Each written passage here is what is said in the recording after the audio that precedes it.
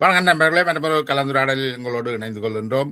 இன்றும் ஒரு முக்கியமான விடயம் தொடர்பில் பேச இருக்கிறோம். குறிப்பாக தமிழ்நாட்டில் உள்ள இலங்கை தமிழ் அகதிகள் அல்லது தமிழ்நாட்டில் உள்ள இலங்கை இந்திய அகதிகளை மீண்டும் இலங்கையில மீள்குடியேற்றம் செய்வது தொடர்பாக ஐரோப்பிய நாடுகள் மற்றும் அமெரிக்க நாடுகளில் இருக்கிற சில அமைப்புகள் சில நடவடிக்கைகளை முன்னெடுத்து வருகின்றன. குறிப்பாக ஒரு 36 குடும்பங்களை இவ்வாறு குடியேற்றுவதற்காக நடவடிக்கை எடுக்கப்பட்டு வருகின்றது. இது தொடர்பில் இதில் உள்ள சிக்கல்கள், அந்த மக்கள் இலங்கைக்கு திரும்புகின்ற போது எதிர்கொள்ளக்கூடிய பிரச்சனைகள், ஏன் இந்த அமைப்புகள் செய்கின்றன என்பது தொடர்பில் இந்திய தமிழகத்தில் இருக்கக்கூடிய குடியுரிமை இயக்கத்தினுடைய முக்கியஸ்தர் நடராஜா சரவணன் அவர்களோடு உரையாடுகின்றோம். உங்களுக்கு நன்கு அறிமுகமானவர். வணக்கம் நடராஜா சரவணன். வணக்கம் வணக்கம். சோ இப்ப உங்களுடைய கன்சர்ன் வந்து இப்ப நீங்கள் பார்வையாளர்களுக்கும் தெரிஞ்ச மாதிரி, நானும் புரிந்து கொள்ற மாதிரிக்கு, நீங்கள் இந்தியாவிலேயே பிரஜா உரிமை பெற்றுக்கொள்ளப்பட வேண்டும் என்ற கோரிக்கையை முன்வைத்து அதை முன்னெடுத்து செயற்பட்டு வார ஒருவர். ஆனா நீங்கள் எதிர்பார்க்கிறீர்கள் இலங்கைக்கு திரும்பக்கூடியவர்கள் இலங்கை திரும்புகின்ற பொழுது அவர்களும் பாதுகாப்பாக அங்கு திரும்ப வேண்டும், அவர்களுக்கு அந்த அடிப்படை வசதிகள் செய்து கொடுக்கப்பட வேண்டும் என்ற நல்ல நோக்கத்துல இதை கேக்குறீங்க. செய்யப்படணும்ன்றத உறுதிப்படுத்தணும்னு சொல்லி கேக்குறேன். இலங்கை அரசு இதுவரைக்கும் இலங்கை அரசு கூட நாங்க இந்த மாதிரி பேச்சுவார்த்தை நடத்திருக்கோம். இலங்கை அரசுக்கு இது இவ்வளவு சப்போர்ட்டிவா இருக்கு, அவங்களோட நாம்ஸ் இது, எங்களோட நாம்ஸ் இது, இதெல்லாம் அவங்க அக்ரி பண்ணிருக்காங்க அப்படின்றத வெளியிடுறதுல என்ன தயக்கம் இருக்க போகுது? நிதி சேர்க்கிற அளவுக்கு போயிட்டாங்க. அப்படி ஒண்ணு நடக்கல என்றுதான் நான் நினைக்கிறேன். எனக்கு அறிஞ்ச என்னால் இது அப்படி செய்யறதாக இருந்தால் பாராளுமன்ற உறுப்பினர்கள் பாராளுமன்றத்தில் அதுக்கான நேரத்தை ஒதுக்கி ஒரு விவாதத்தை நடத்தி இருக்கலாம். ஏன்னால் இது ஒரு முக்கியமான பிரச்சனை. இது சில ஆயிரம் பேர் என்றாலும் நாடு திரும்ப நோக்கத்தோட இருக்கணும்.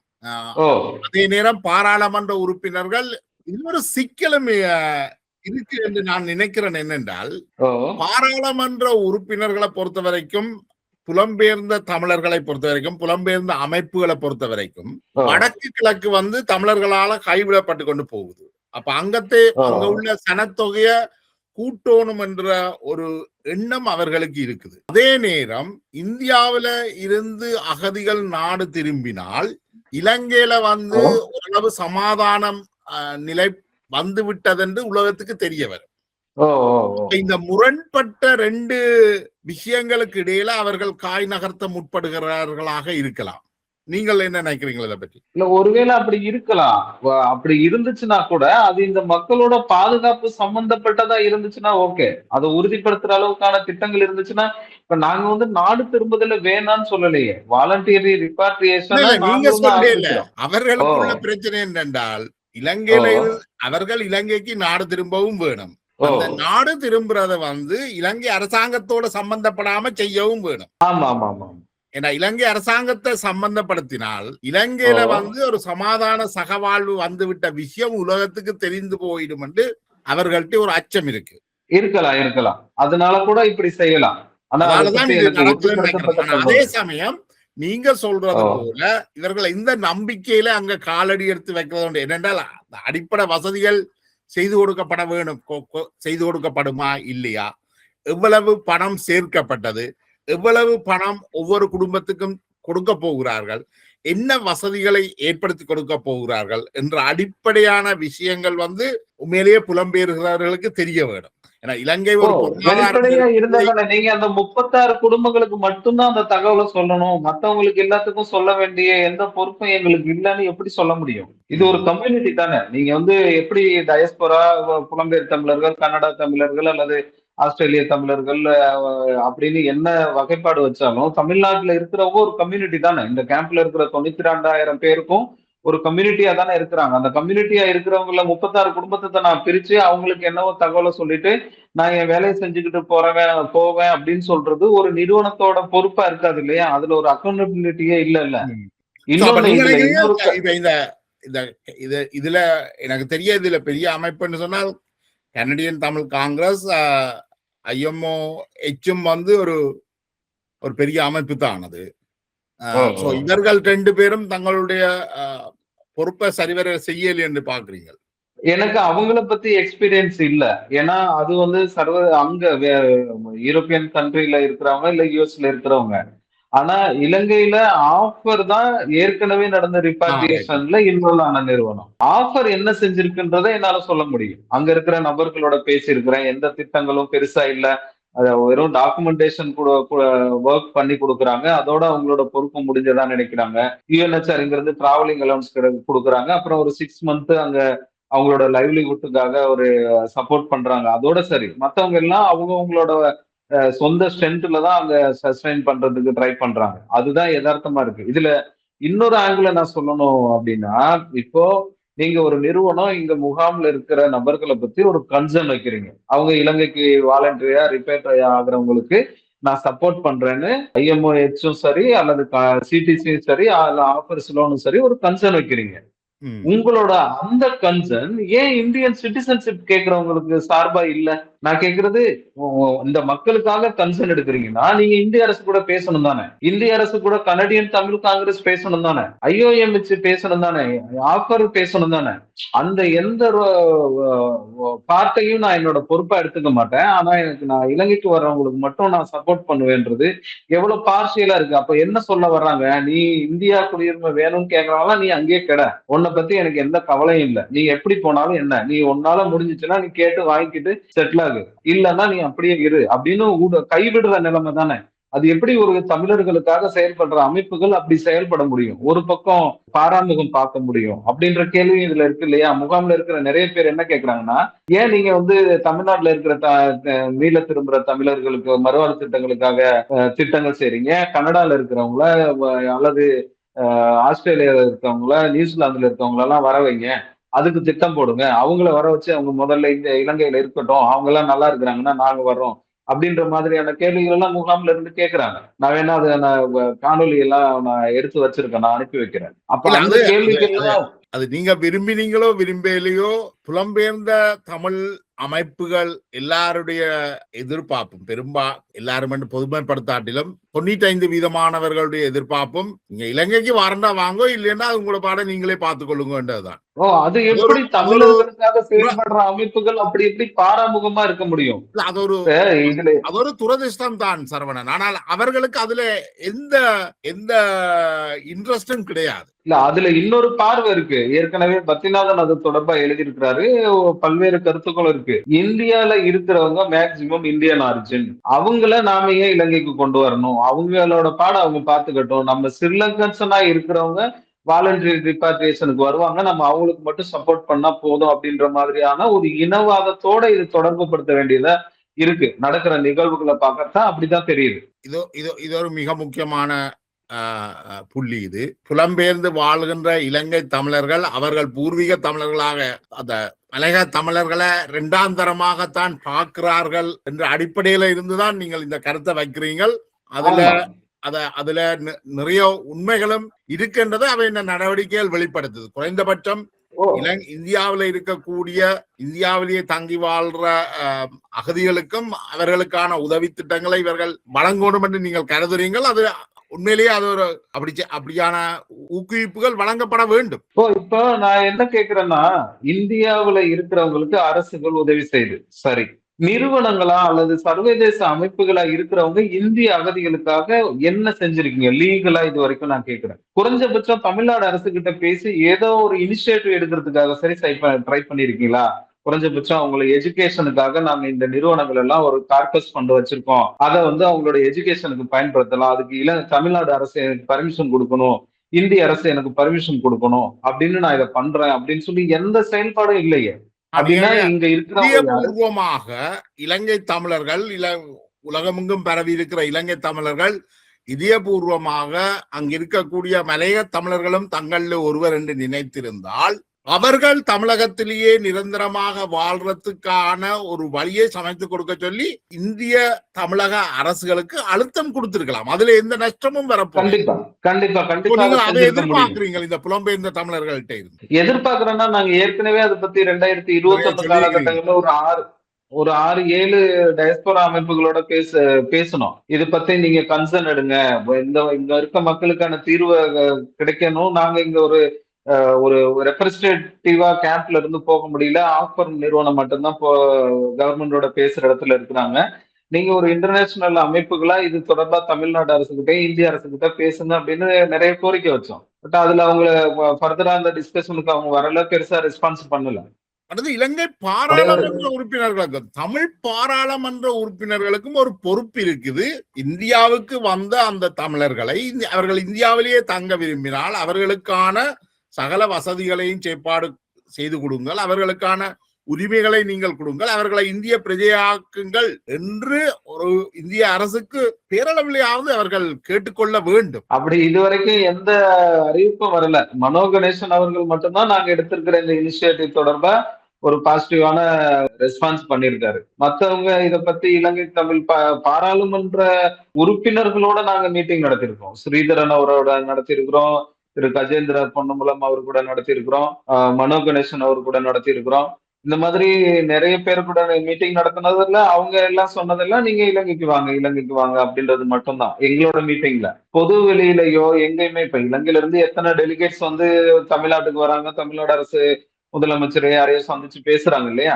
அந்த நேரத்துல அவங்க அது ஒரு ஒரு பேட்டியா கூட கொடுக்கலையே. திரு முன்னாள் பாராளுமன்ற உறுப்பினர் திலகராஜா அவர்கள் மட்டும்தான், மல்லிப்பூ சந்தி திலகர் அவர் மட்டும்தான் அது குறித்து இங்க பேசுறாரு. அவர் ஒவ்வொரு டைம் இந்தியா வரும்போது ஊடகம் சந்திக்கிறாரு, அதை பத்தி வலியுறுத்திட்டு போறாரு. மத்தவங்க யாருமே இதுல அந்த மாதிரியான கருத்துக்கள் தெரிவிக்கவே இல்லை. துரதிருஷ்டமான நிலைதான். அந்த மலையக தமிழ் மக்கள் தொடர்ச்சியாக புறக்கணிக்கப்படுறதுன்றது இலங்கையர்களாலையும் புறக்கணிக்கப்படுகிறார்கள், இந்தியாவிலையும் அவர்கள் புறக்கணிக்கப்படுகிறார்கள் என்றது மிகப்பெரிய துரதிருஷ்டம். அது உண்மையிலேயே இலங்கை தமிழர்கள் தங்களுடைய சகோதரர்களாக இப்ப எந்த ஒரு அமைப்பும் சொல்றையில தான் கனடாவில இருந்து உள்ள தமிழர்களை இலங்கையில வந்து குடியேறுங்கள் அல்லது நெதர்லாந்துல உள்ளவர்களை இலங்கையில வந்து குடியேறுங்கள் என்று யாரும் சொல்றே இல்லை. ஆனால் இந்தியாவில உள்ளவர்களை மட்டும் இலங்கையில வந்து குடியேறுங்கள் என்று சொல்லுகிறார்கள். அங்கேயே ஏன்னா அவங்க வந்து அப்படி இந்த மக்களை வந்து அவங்களோட பொலிட்டிக்கல் அஜெண்டால ஒரு டூல், அவ்வளவுதான். இந்த மக்கள் மேல கன்சர்ன் இருந்தா தானே ரெண்டையும் பேசுவாங்க.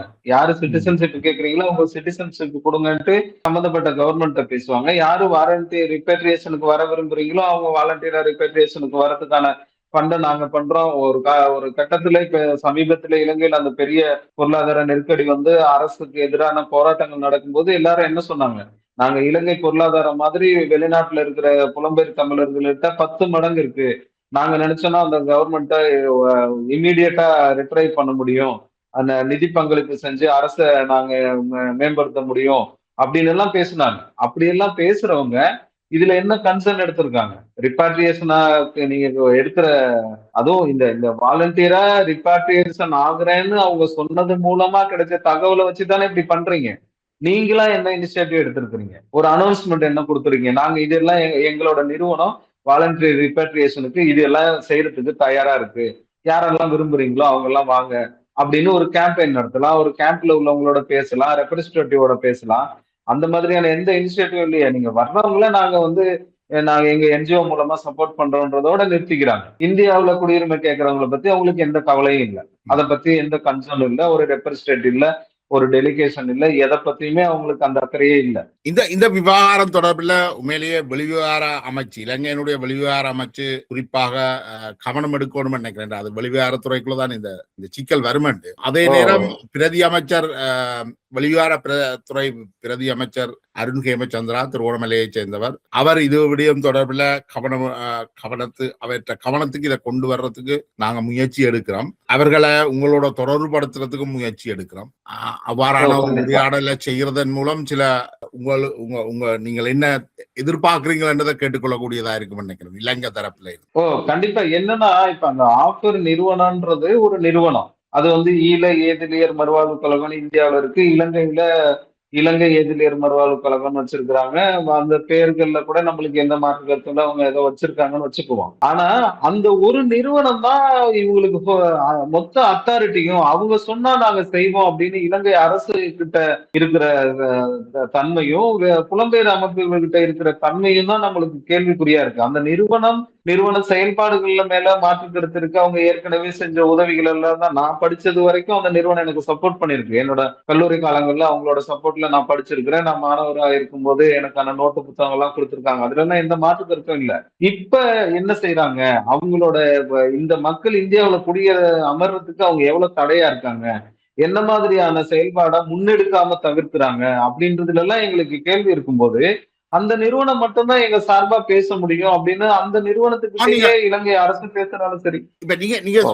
நீங்க வைக்கிறது இன்னும் ஒரு முக்கியமான பிரச்சனையும் கூட. அதாவது இந்தியாவில இருக்கக்கூடிய அந்த ஒஃபர் நிறுவனம் இலங்கையில வந்த அகதிகளை இந்தியாவிலேயே குடியிருக்கவோ அல்லது அவர்கள் இந்திய குடியுரிமை பெறுவதை அவர்கள் விரும்ப இல்லை, அப்படியா? ஓ, அவங்களோட அவரு ஏற்கனவே சந்திரஹாசன் அவர்கள் வந்து பேட்டியிலையும் சொல்லியிருக்கிறாரு, பத்திரிகை செய்தியும் வந்திருக்கு. நாங்க மண்ணை மீட்போம்னு அமைப்பு வச்சிருக்கோம். இலங்கையில பறிப்போன நிலத்தை மீட்டெடுக்கிறதும் அந்த தமிழர்களை மீள குடியமர்த்துறது தான் எங்களோட குறிக்கோள், அதுதான் எங்களோட நோக்கம்னு சொல்லியிருக்கிறாரு. அதே மாதிரி ரிப்பாட்ரியேஷன் ப்ரோக்ராம்ல எல்லாமே அவங்க தான் இன்வால்வ் ஆகுறாங்க. இந்தியன் சிட்டிசன்ஷிப் பத்தி நாங்க பேசும்போது அதுக்காக தமிழ்நாடு அரசு அமைச்ச ஆலோசனை குழுவுல அவங்க வாலண்டரி ரிப்பாட்ரியேஷன் குழுவுல தான் இருந்தாங்க. அதுக்கப்புறமா அவங்க நாங்க குடியுரிமை சம்பந்தமான குழுவுலயும் நாங்க இருக்கணும், அங்க என்ன நடக்குதுன்னு தெரிஞ்சுக்கணும் அப்படின்னு அவங்க வாலண்டியரா அந்த குழுவுல வந்து இணையறாங்க.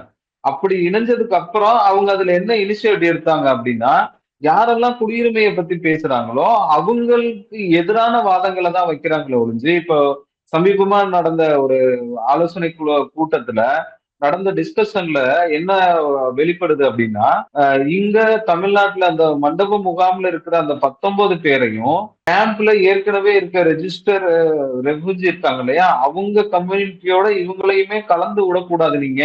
அவங்க வந்து எக்கனாமிக்கல் மைக்ரண்ட், நீங்க அவங்கள தனியா தான் ஹேண்டில் பண்ணணும் அப்படின்ற ப்ரொபோசலே ஆப்பர் சைட்ல இருந்து போனதா தான் தகவல் கேள்விப்படுறோம். அப்ப இது எல்லாம் தான் எங்களுக்கு அவங்க மேல, யாரோட கலந்துடக்கூடாதுன்னு சொல்றீங்க? அதாவது ஏற்கனவே இங்க அகதிகளா இருக்கிறாங்க இல்லையா, அந்த அகதிகளோட இலங்கையில இருந்து சமீபத்துல வந்தவங்கள நீங்க அதோட கலந்து எல்லாத்தையும் அகதி ஆக்கிராதீங்க.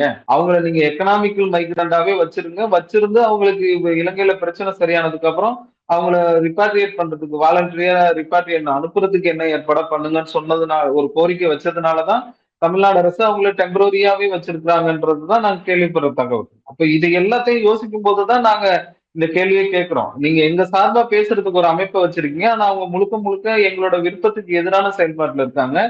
அவங்கள மட்டுமே ரெப்ரஸன்டேட்டிவா வச்சுக்கிட்டு அவங்களோட மட்டுமே நீங்க அபிஷியல் கான்டாக்ட் எல்லாம் வச்சுட்டு எப்படி நீங்க ஒரு திட்டத்தை செய்வீங்க, இந்த மக்களுக்காக நீங்க இருப்பீங்கன்றதை எப்படி எங்களை நம்ப சொல்றீங்கன்றதுதான் எங்களோட கேள்வியா இருக்கு. என்னோட கேள்வி இல்ல, முகாம்ல இருக்கிறவங்க எல்லாத்தோட மைண்ட் தாட்டும் அதுதான் இருக்கு. நாங்க மீட்டிங் எல்லாம் வைக்கும் போது அதுதான் சொல்றாங்க. இது ஒரு முக்கியமான பிரச்சனையை தான் நீங்கள் கொண்டு வந்திருக்கிறீர்கள். இதுக்கு அப்பால அண்மையில ஒருவர் தற்கொலை செய்து கொண்டிருக்கிறார். அவரை தமிழக போலீசார் அகதி நாயே என்று பேசியதால மனமுடைஞ்சு தற்கொலை செய்ததாக சொல்லப்படுது. அதுக்கு பிறகு அவர் இருந்த முகாமில் இருக்கக்கூடிய 100க்கும் மேற்பட்டவர்கள் கைது செய்யப்பட்டதாக சொல்லப்படுது. இது பற்றி ஏதாவது அறிஞ்சிருக்கிறீங்களா நீங்க? இல்ல, எனக்கு அதை பத்தி முழுமையான தகவல் தெரியல. என்ன அப்படின்னா, இங்க இருக்கிற ஒரு நார்மல் பீப்புள் எல்லாத்த மாதிரியும் தான் கேம்ப்ல இருக்கிறவங்களும் இருக்காங்க. அப்ப ஒரு அரசு அதிகாரியோ அல்லது அரசு துறையில இருக்கிறவங்களே ஒரு அகதிகளை பத்தியான ஒரு செகண்ட் தாட் இருக்கிறதுன்றது உண்மைதான், அதை மறுக்க முடியாது. ஆனா எல்லா இடத்துலயும் அப்படிதான் ட்ரீட் பண்றாங்கன்னு அதை பொதுமைப்படுத்த முடியாது. சில அதிகாரிகள் அவங்களோட கன்சர்ன் பண்றாங்க, சில பேர் குடியுரிமை சம்பந்தமான செயல்பாடுகள்ல இருக்கிறவங்கள கூப்பிட்டு பேசி அவங்க சில ஐடியாஸ் சொல்றாங்க. அந்த மாதிரியான செயல்பாடுகளும் இருக்குது. இந்த மாதிரி அவர் அப்படி பேசி இருக்காங்க அப்படின்னா அது கண்டனத்துக்குரியதுதான். அந்த மாதிரியான அபிஷியல்ஸ் மேல நம்ம அபிஷியலா என்ன கம்ப்ளைண்ட் பண்ண முடியும் அல்லது தகவல் கொடுக்க முடியும், அதை பத்தி அரசு கவனத்துக்கு கொண்டு போயிட்டு அதை எப்படி சரி செய்ய முடியும் அப்படின்னு நம்ம சைட்ல இருந்து முயற்சி செய்யணும். அதுல எல்லாம் எந்த மாற்று கருத்தும் இல்லை. அந்த சம்பவம் தொடர்பில் பலர் கைது செய்யப்பட்டது பற்றி உங்களுக்கு தெரியாது இல்ல, எனக்கு நீங்க இந்த செய்திகள் திட்டமிட்டே பரப்பப்படுகிறதா அல்லது அது யாருகிட்ட இருந்து அந்த நியூஸ் வர்றதுன்றது தானே, அந்த சம்பந்தப்பட்ட குடும்பத்தில இருந்து வந்துச்சுன்னா நம்ம வந்து அந்த குடும்பம் இருக்கிற பரிதவிப்புல இழந்தவரை இருக்கிற ஒரு துயரமான சூழல்ல என்ன செய்யறோம் என்ன பண்றோம் அப்படின்றதுக்கான ஒரு தவிப்புல இருந்து ஒண்ணு செய்யலாம். அதே சமயம் அது அந்த ஒட்டுமொத்த முகாமும் அந்த குற்றச்சாட்டு வைக்குதா, அந்த முகாம்ல இருக்கிறவங்க எல்லாரும் அதை உறுதிப்படுத்துறாங்கன்னா அது ஒரு பெரிய இஷ்யூ, அதை நம்ம கவனிக்கப்பட வேண்டிய விஷயம். என்னன்னா இப்ப முகாம்கள்ல இப்ப பெரும்பாலும் இந்த முகாம்ல இருக்கிறவங்க லோக்கல் பீப்புளோட ஒரு அவங்களும் இவங்களும் கலந்துதான் வாழ்ந்துட்டு இருக்காங்க. அப்போ ஒரு கம்யூனிட்டியில பிரச்சனை வரும்போது அவங்க வந்து செப்பரேட்டா தன்னை அடையாளப்படுத்திக்கிட்டா அதுல வந்து ஒரு சிம்பத்தி கிரியேட் ஆகும் அப்படின்னு நினைக்கிறதுக்கு வாய்ப்பு இருக்கு. அதே சமயம் நாம இப்படி இருக்கிறதுனாலயே என்னை வந்து வல்னரபிள் கம்யூனிட்டியா ட்ரீட் பண்றாங்க அப்படின்றத பதிவு பண்றதுக்காகவும் அந்த பதிவு இருக்கும். அது 2 ஆங்கிள்லயும் தான் பார்க்கணும். ஆனா அந்த செய்தி எங்க இருந்து வந்திருக்கு, அதை எல்லாருமே அக்னாலஜ் பண்றாங்களா, அப்படின்றத நம்ம பார்த்துதான் அதுக்கான தீர்வுகளை நம்ம முன்னெடுக்க முடியும்னு நினைக்கிறேன். தற்பொழுது முதலமைச்சர் விஜய் தலைமையிலான ஆட்சி ஒரு சில மாதங்கள் தான் ஆகி இருக்குது. இந்த ஆட்சி மாற்றத்துக்கு பிறகு ஏதாவது வித்தியாசங்கள் தெரியுதா அகதிகள் விடயத்துல? இல்ல, இன்னும் அவங்களுக்கு வந்து கவர்மெண்டே புதுசு, மினிஸ்டர்ஸ் எல்லாமே புதுசு. நாம அவங்கள போய் சந்திச்சிருக்கோம். கேம்ப்ல இருக்கிறவங்க போய் சந்திச்சிருக்கிறோம். ஏற்கனவே முன்னாள் முதலமைச்சரா இருந்த திரு மு.க. ஸ்டாலின் அவர்களையும் சந்திச்சிருக்கோம். ஏன்னா பார்லிமெண்ட்ல அவங்களோட ரெப்ரசன்டேஷன் தான் இருக்குது. அதனால நீங்க பார்லிமெண்ட்ல இந்த இஷ்யூ சம்பந்தமா பேசணும்னு சொல்லி கோரிக்கை வச்சிருந்தோம். அதே மாதிரி மினிஸ்டரையும் சந்திச்சு நீங்க வந்து சட்டமன்றத்துல மறுபடியும் தீர்மானம் நிறைவேற்றணும். அத மத்திய அரசுக்கு கொண்டு போயிட்டு அதுக்கான தீர்வுகளை முன்னெடுக்கணும்னு சொல்லி பேசியிருக்கிறோம்.